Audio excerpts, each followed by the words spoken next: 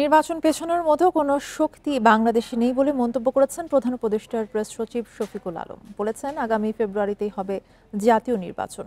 দুপুরে মাগুরায় শহীদ রাব্বি ও শহীদ আলামিনের কবর জিয়ারত শেষে সাংবাদিকদের তিনি এসব কথা বলেন। প্রেস সচিব উল্লেখ করেন, নির্বাচনের জন্য পুরো জাতি প্রস্তুত।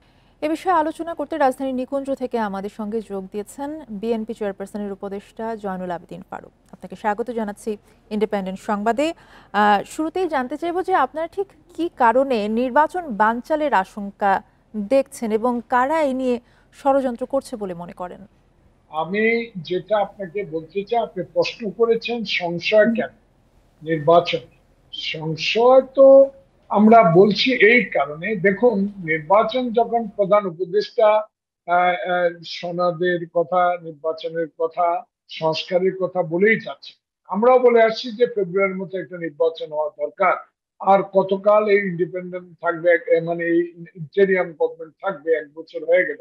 সে অনুসারে আমরা একটা নির্বাচনের রোড ম্যাপ চেয়েছি। উনি বলেছেন যে 2026 সালের ফেব্রুয়ারি মাসে নির্বাচন অনুষ্ঠিত হবে।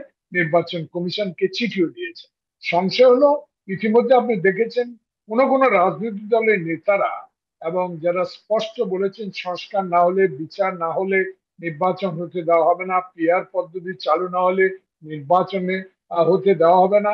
এসব কারণে আমরা সংশয় প্রকাশ করে বলছি যে নির্বাচনের যে রোড ম্যাপ বা নির্বাচনের জন্য যে প্রস্তুতি সরকার নিচ্ছেন, সেই নির্বাচনের প্রতি আমাদের জনগণের এবং আমাদের দলেরও সমর্থন আছে। ইন্টেরিয়াম গভর্নমেন্ট একটি সুষ্ঠু নির্বাচনের মাধ্যমে দেশ ও জনগণকে একটি জনপ্রতিনিধিত্ব সরকার উপহার দিবেন, এটাই তো আমাদের কামনা। সেখানে আমরা মনে করি দেশের চলমান রাজনৈতিক যে সংকট ছিল, সেই সংকট জুলাই আগস্ট বিপ্লবের পর সকলে মিলে আমরা সেই সংকট থেকে উদ্ধার হয়েছি এবং একটা গণতান্ত্রিক আপনার কাছে রাষ্ট্র। একটু জানতে চাই, যে সংশয়ের কথা বলছিলেন, যে প্রধান উপদেষ্টার প্রেস সচিব কিন্তু বলেছেন যে নির্বাচন বিলম্বিত করার মতো কোনো শক্তি নেই। এর চেয়ে বড় আশ্বাস আসলে আর কি হতে পারে?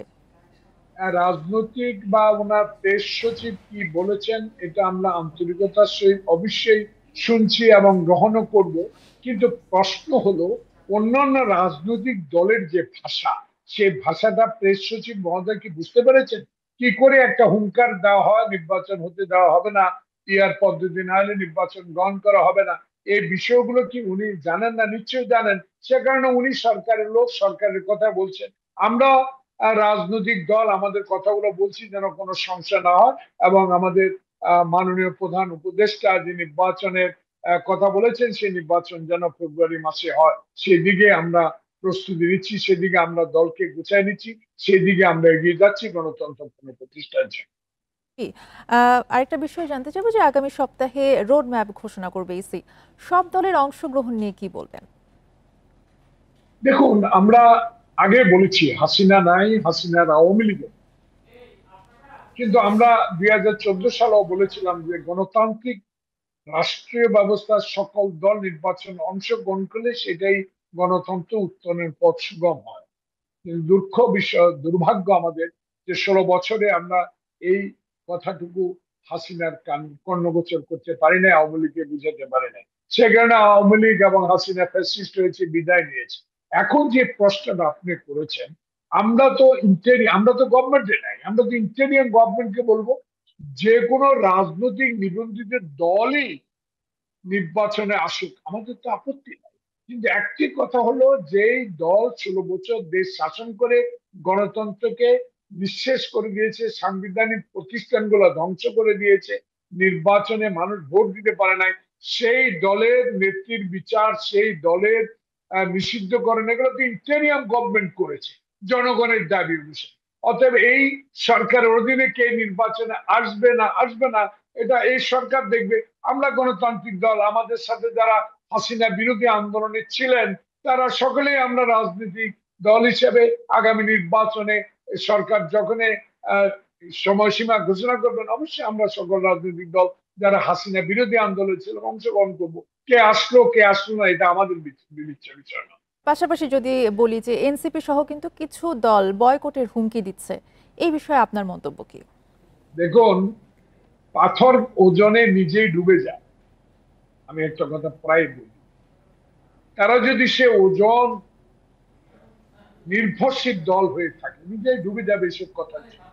আমি কারো সমালোচনা করতে চাই না, আমরা তরুণ সমাজের রাজনৈতিক দলকে, আমার দল অভিনন্দন।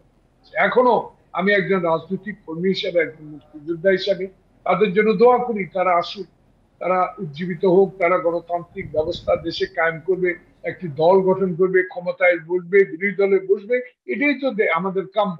কিন্তু হতে দেব না এই শব্দটা এই বয়সে এখনো বলা ঠিক হচ্ছে না। দেশ এখন আওয়ামী লীগের হাতে নাই, দেশ এখন সবচেয়ে গ্রহণযোগ্য ডক্টর প্রফেসর মোহাম্মদ ইউনূসের অধীনে পরিচালিত হচ্ছে। অতএব ওনাকে ধমক দিয়ে কোনো লাভ হবে না বলে আমি মনে করি। জি, অসংখ্য ধন্যবাদ আপনাকে আমাদের সাথে যুক্ত হবার জন্য।